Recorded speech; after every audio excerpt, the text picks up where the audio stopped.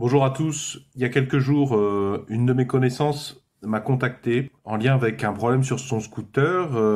Cette connaissance n'arrivait pas à démarrer son scooter et elle me contacte pour essayer de trouver une solution. Alors je vais rien vous montrer, mais simplement je vais vous expliquer. Il y a des éléments, si vous êtes débutant, qui devraient vous aider.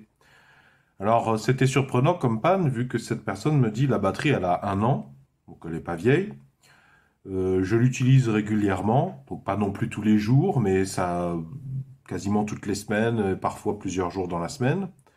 Subitement, la batterie, enfin, ça ne démarre plus du tout, mais alors plus du tout, plus du tout. Même pas un coup de démarreur un peu mollasson. Et puis même, elle me dit, il y a même plus les feux, il y a même plus l'affichage sur le compteur, le rétroéclairage. Au moment où elle me dit ça, il a plu récemment, mais d'habitude ça posait pas problème. Et puis, c'était assez brutal quand même, parce qu'un dysfonctionnement de batterie lié à une accumulation d'humidité, c'est quand même assez progressif. Et même si votre batterie était à plat à cause d'humidité, d'infiltration, vous devriez quand même avoir un peu de tension suffisamment pour avoir un rétroéclairage, le démarreur qui essaie de tourner, ou en insistant, il devrait se passer quand même quelque chose. Ce ne devrait pas être le calme plat. Après, si vous avez des bricoleurs avec qui vous pouvez discuter, il y en aura qui regardent cette vidéo, je les salue. Ils pourront confirmer la chose suivante, que ce soit dans les commentaires ou des bricoleurs que vous connaissez. Des fois, les gens qui font appel à nous, nous disent quelque chose un jour J, mardi, et puis quand on rediscute avec eux mercredi ou jeudi, ils nous disent des choses très différentes, y compris au niveau des symptômes. Bon alors du coup, si vous voulez dépanner votre scooter, déjà le problème c'est que cette personne, elle n'avait pas de multimètre. Si vous n'avez pas de multimètre, c'est un grave problème en fait, hein. C'est un défaut très répandu dans le grand public de croire que le multimètre, c'est pas pour moi. Il y a tout un tas d'excuses que le grand public, qui se véhiculent dans les cerveaux du grand public, dont j'ai fait partie à un moment donné. C'est pas un accessoire, c'est pas pour rien que nous, les personnes plus expérimentées, vous prévenons, nous vous prévenons qu'il faut impérativement avoir au moins un multimètre chez soi, et en réalité un chez soi, plus un dans tous vos véhicules, hein. Vous devriez en avoir un dans la voiture. Bon, moi-même, j'en ai pas un dans la voiture. Ça va vous permettre de gagner énormément de temps dans le diagnostic. Le diagnostic, c'est très important, c'est pas à déléguer, parce que vous trouviez une panne, que vous la diagnostiquez, ça vous donne la liberté dans un deuxième temps de la faire réparer, mais en ayant connaissance de cause et en pouvant vérifier le travail de quelqu'un et vérifier aussi le bien fondé d'un diagnostic. Avec votre multimètre, vous pouvez réparer par vous-même, vous pouvez diagnostiquer, surtout vous arrêterez de perdre du temps, parce que c'est ça en fait, vous les profanes, vous perdez énormément de temps pour un bête multimètre. Un multimètre, c'est un appareil qui est dans tous les supermarchés, ça vaut 15 euros. Si vous voulez éviter les problèmes et vous sortir de la panade, allez dépenser immédiatement ces 15 euros. Si vous avez des enfants, offrez-leur un multimètre. Ils comprendront quand ils seront dans la panade et que grâce au multimètre qu'ils avaient chez eux grâce à vous, ils s'en sortiront et gagneront énormément de temps et ils économiseront beaucoup d'argent. D'ailleurs, si vraiment vous n'avez pas le temps d'aller en hypermarché, vous avez peur d'oublier, dans la description sous la vidéo, je vous ai mis les références de mon multimètre premier prix. Si vous n'avez vraiment pas le temps, allez-y, passez commande. Moi, je l'ai acheté il y a des années, ça va très bien pour un usage débutant. Si vous avez peur de procrastiner ou d'oublier, vous pouvez passer commande immédiatement. Je vous parle de multimètre. Le multimètre a notamment un mode voltmètre. Et là, c'était crucial, vu que là, on a un problème de démarrage. La question, c'est quelle est la tension aux bornes de la batterie. Mais là, cette personne qui me contacte, je l'ai au téléphone, elle peut pas m'en dire plus. Je pourrais bien l'aider, mais comme elle n'a jamais investi 15 euros dans un multimètre, elle ne peut pas mesurer la tension aux bornes de sa batterie. Et c'est quand même ubuesque. Je sais pas, ça devrait être peut-être enseigné à l'école, mais c'est quand même ubuesque dans la tête des gens, même âgés. C'est pas automatique. Dans la vie, il faut un multimètre. T'as une voiture, il faut un multimètre. T'as un scooter, il faut un multimètre. T'as une trottinette électrique, il faut un multimètre. Il en va de ta sécurité. Mais bon, moi, je vois pas en quoi ça aurait été de toute façon un problème de la batterie, vu que la batterie, la personne m'a dit qu'elle avait qu'1 an et que les symptômes étaient brutaux. Le fait que la batterie n'a pas montré de signes de dysfonctionnement progressif, genre une difficulté progressive à démarrer, genre une saisonnalité. Quand vous allez rentrer plus progressivement dans l'hiver eh bien, des défaillances, des insuffisances de la batterie vont se révéler. Mais là, ça ne collait pas. Au contraire, on sortait, enfin, on sortait progressivement du printemps pour aller à l'été. Il faisait de plus en plus chaud. Alors, il y avait eu des pluies, mais pourquoi les pluies n'auraient pas posé problème un mois avant, 15 jours avant, et là, subitement, à moins d'avoir mal refermé le véhicule, le siège du scooter, ça pourrait expliquer que l'eau rentre, mais il me semble que les scooters doivent être équipés de tuyaux d'évacuation pour le compartiment de rangement qui se trouve sous le siège, depuis belle lurette. Et en plus, cette personne me dit, je l'ai mis à charger toute la nuit, 20 heures, je crois. Bon, entre guillemets, il n'y a pas besoin de mettre en charge 20 heures, hein. C'est même assez dangereux. Si vous mettez en charge 20 heures, il y a fort à parier que vous laissez l'appareil sans surveillance, le chargeur sans surveillance. Il ne faut pas laisser un chargeur de batterie sans surveillance, jamais.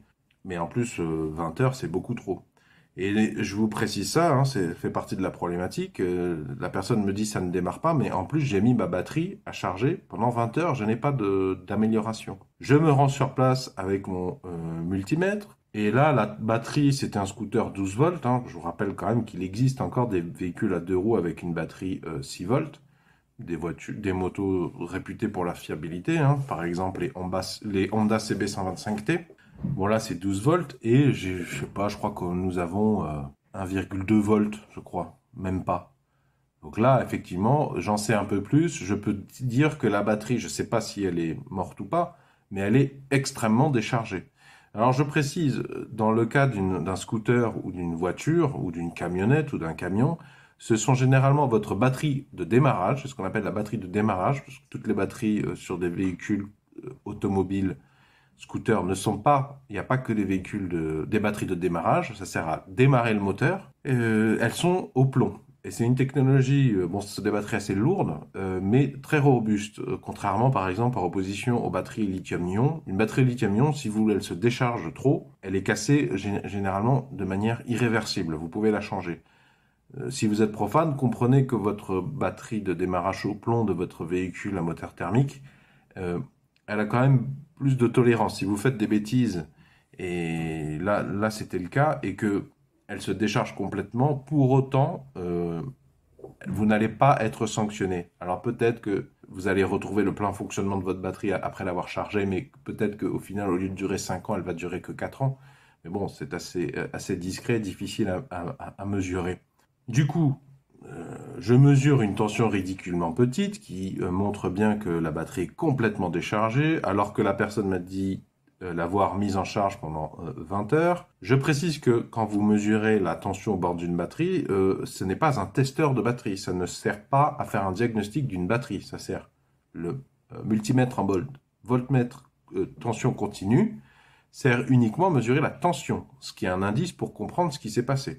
Donc là, effectivement, elle était tellement vide, c'est pas une perte progressive de charge, une perte progressive de tension, pardon, qui effectivement aurait progressivement, de jour en jour, aurait été visible par l'apparition progressive de symptômes, genre les phares qui deviennent de plus en plus faibles, le rétroéclairage de votre tableau de bord qui devient de plus en plus faible, les démarrages qui viennent de plus en plus difficiles. Donc là, la batterie est vraiment déchargée.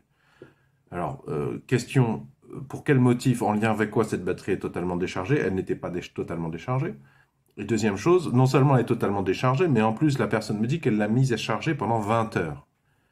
Donc là, la personne m'invite chez elle et elle me montre son chargeur. Il s'agissait d'un chargeur Noroto, un boîtier bleu. Il y avait le sigle Noroto ou feu vert, je sais plus. Encore une fois, on retrouve le rôle du multimètre. Avec le multimètre, je vais pouvoir vérifier est-ce que il semblerait, de manière quasiment sûre, est-ce que je peux... Le multimètre en mode voltmètre va me permettre d'avoir un indice considérable qui permet de répondre à la question est-ce que le chargeur fonctionne? Parce que c'est ça aussi.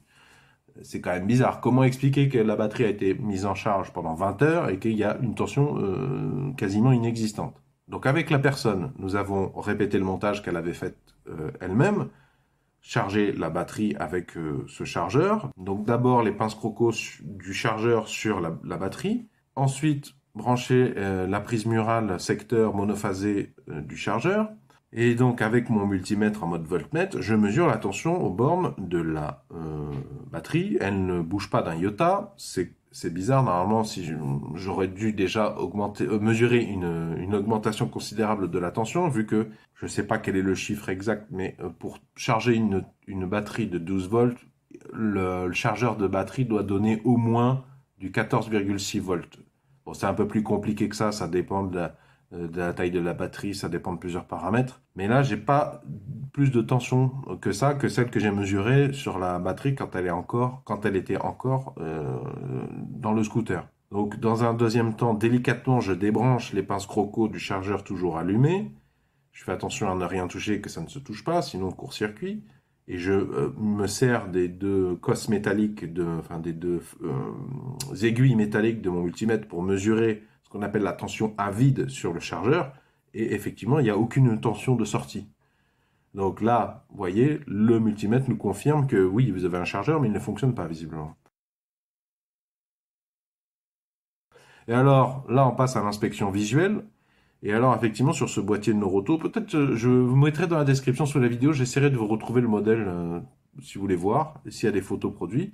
Et en fait, un œil attentif remarquera que sur ce chargeur, il y a deux fusibles. C'est les mêmes fusibles que sur une voiture ou sur un scooter. Et donc, nous avons déposé avec la main ou avec une petite pince, on peut tirer ces deux fusibles. Et encore une fois, avec le multimètre en mode, cette fois-ci, ohmmètre ou testeur de continuité, si vous avez un doute, on peut les inspecter visuellement.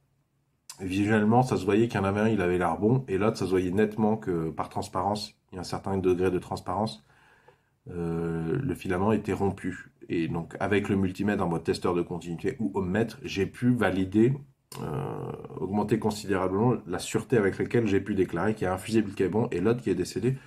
Je crois que c'était deux fusibles de 4,5 ampères. Donc là, on commence à considérablement préciser le diagnostic. Le scooter, nous ne savons pas pourquoi la batterie était déchargée, mais en tout cas, nous savons pour quel motif, en lien avec quoi, après 20 heures de charge, la batterie a une tension quasiment 0 volt, pas loin de 0 volt. Pour quel motif ça n'a rien chargé? Donc là, à ce moment-là, nous sommes quittés. J'ai dit à la personne, déjà, moi, je te conseille d'acheter un multimètre. Et je lui explique que déjà, il faudrait te procurer un fusible. Moi, je vous recommande de jamais acheter des fusibles en petit conditionnement, encore moins en supermarché. Ça peut dépanner, ceci dit, si vous êtes en urgence. Mais sinon, je vous déconseille d'aller dans les supermarchés. Déconseille Feu Vert, Noroto, ce sont des supermarchés déguisés. C'est extrêmement cher. Préférez plutôt Amazon, peut-être Action. Je ne sais pas s'il y en a chez Action, des Carter Cash. Et puis prenez un lot de fusibles de différentes valeurs. Le chiffre qui est marqué sur les fusibles, c'est une valeur d'intensité en ampères. Là, c'était 4,5, celui qui était cramé. Il fallait remettre un 4,5. Vous pouvez vous dépanner en mettant un supérieur, 5, 10, 15, 20. En théorie, vous pouvez monter. Le seul problème, c'est que la question, c'est le chargeur, un de ces fusibles a cramé. Oui, mais en lien avec quoi? Parce que si la source du problème est encore là, et que vous mettez un fusible de 20 ampères, parce que vous n'avez que ça, hein, c'est pour ça que je dis ça, le problème c'est que le fusible il a joué un rôle de sécurité, a priori, c'est probablement, mais quelle était la source du problème? Alors des fois c'est le vieillissement, ou alors, comme je vous dis, la personne elle a mis en chargé 20 heures, c'est beaucoup trop. Effectivement, si elle fait ça souvent, ça peut expliquer pourquoi les fusibles ont... Enfin, pour quel motif, en lien avec quoi les fusibles auraient cramé. Donc j'ai dit à cette personne, va acheter un fusible. Vous pouvez vérifier sur votre voiture, hein, parce que sur une voiture, vous avez deux boîtes à fusibles, une dans le compartiment moteur et une sous le volant, compartiment habitacle. Et des fois, vous avez des fusibles en rab. Donc si vous êtes en difficulté, vous pouvez vous en procurer un là, hein. Mais donc je vous conseillerais plutôt de remettre un fusible à la place de celui mort du même ampérage, mais vous pouvez vous dépanner avec un fusible de plus haut ampérage, mais vous prenez un risque si la source du problème est toujours là. Si, par exemple, il y a de l'eau qui est tombée dans votre chargeur, vous ne le savez pas, peut-être que c'est un enfant qui a fait tomber de l'eau dans votre chargeur, peut-être que c'est un adulte et qu'il n'y a pas pensé ou il n'a pas remarqué sa bêtise, que vous mettez un fusible d'un plus haut ampérage. Là, le fusible de plus ampérage ne va pas pouvoir protéger votre appareil électrique. Départ de feu, le fusible ne va pas pouvoir protéger votre habitation d'un risque de départ d'incendie. C'est ça que ça veut dire. Bon, et nous nous sommes séparés là, vu que là, nous avions quand même un début d'explication. J'ai dit à cette personne, voilà, il faut que tu trouves un fusible, achète-toi un multimètre. Et cette personne avait compris. Et quelques jours plus tard, j'ai recroisé cette personne qui m'a expliqué qu'elle est allée acheter un fusible, qu'elle a mis un fusible de remplacement, qu'elle a mis sa batterie à charger, et je la voyais effectivement avec son scooter qui fonctionnait très bien. Et de ce que j'ai cru comprendre, entre parenthèses, cette personne n'a toujours pas acheté de multimètre. Vous faites ce que vous voulez, mais je vous le répète, je ne sais pas dans quelle langue le dire, arrêtez de réfléchir. Il y a des gens, ils mettent minimum 80 € dans des survêtements de sport. Il y a des gens qui fument, même si tu achètes du tabac en Andorre, ben, c'est quand même pas gratuit, c'est un budget. Je pense qu'on peut tous trouver 15 € quelque part, surtout que là, c'est vraiment le meilleur investissement de votre vie. Ça vous protégera en termes de gaspillage de votre temps, gaspillage de votre argent, et ça vous permettra d'éviter des mauvais artisans, des mauvais mécaniciens, des mauvais diagnostics, des mauvais devis, des mauvais travaux. On paye cher un mécanicien ou un artisan.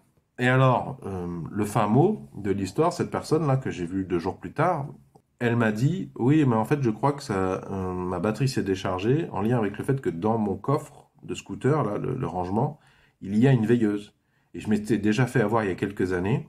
Et en fait, j'ai mal refermé la selle et ma veilleuse a dû rester allumée. Et c'est ça qui a dû vider ma batterie. Et après, j'ai essayé pendant 20 heures de charger ma batterie, mais comme tu le sais, mon chargeur, il était défectueux.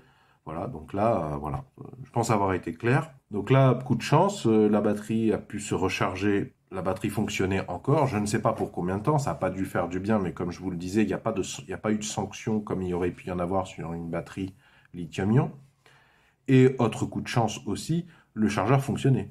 Parce que la question c'était en lien avec quoi le fusible a cramé. Parce que le fusible il a cramé, est-ce que c'était en lien avec un autre problème plus grave qui justifierait d'acheter peut-être pas une nouvelle batterie mais un nouveau chargeur, ça fait des frais? Non, non, même pas. Ça arrive. Je ne sais pas quel est votre problème précisément sur votre scooter, mais j'espère que ces éléments pourront vous aider à pas tergiverser inutilement, à pas perdre votre temps, aller chercher un multimètre. J'espère qu'il y a des éléments qui pourront vous aider à vous sortir de la problématique. Si vous avez apprécié ce sujet, pouvez-vous mettre un pouce vers le haut, s'il vous plaît, pouvez-vous mettre un j'aime. Pour celles et ceux qui veulent vraiment me soutenir, est-ce que vous pouvez, s'il vous plaît, de temps en temps, quand vous venez sur ma chaîne YouTube, laisser une publicité vidéo skippable s'écouler entièrement? Ne pas cliquer au bout de 5 secondes sur ignorer, juste couper le son, ne pas regarder. C'est comme ça que je suis rétribué en réalité. Sur cette chaîne YouTube, Solutions et Débrouille, une des thématiques piliers, c'est réparer les objets du quotidien, que ce soit de l'électroménager ou de l'électronique chez vous, des appareils électroménagers et de l'électronique, mais que ce soit votre voiture, votre camionnette, votre scooter aussi. Si ça vous intéresse, je vous invite à cliquer sur le rond qui va s'afficher ici dans quelques secondes, au motif que ça vous abonne gratuitement à la présente chaîne YouTube. Quant au rectangle, si vous cliquez dessus, eh bien, ça vous emmènera vers tous les épisodes passés de la thématique réparer les objets du quotidien. Il y a pas mal d'électroménagers et d'électronique, mais pas que. Si vous voulez vous former, si vous voulez approfondir le sujet, j'ai parlé de multimètre en mode voltmètre ou en mode ohmmètre. Si vous voulez vous former, je vous invite à aller farfouiller. Il y a aussi Romain de Triac à faire, la chaîne YouTube Triac à faire, qui prend le temps d'expliquer en détail le multimètre, notamment dans certains de ses épisodes.